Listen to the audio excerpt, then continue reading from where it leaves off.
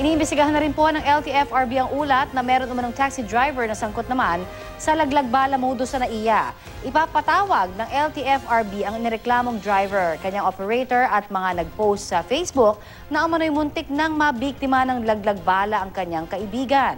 Ayon sa nag-post ng reklamo, nakita ng kanyang kaibigang seaman na tila may inilagay ang driver sa kanyang bag nang ipasok ito sa compartment ng taxi.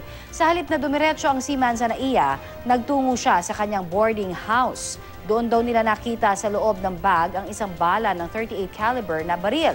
Nagalit pa raw ang taxi driver nang kumprontahin ito. Ayon kay LTFRB Chairman Attorney Winston Hines, nakakaalarma ang posibilidad ng pagkakaroon ng laglag bala modus sa labas ng airport na sangkot ang mga pampublikong sasakyan.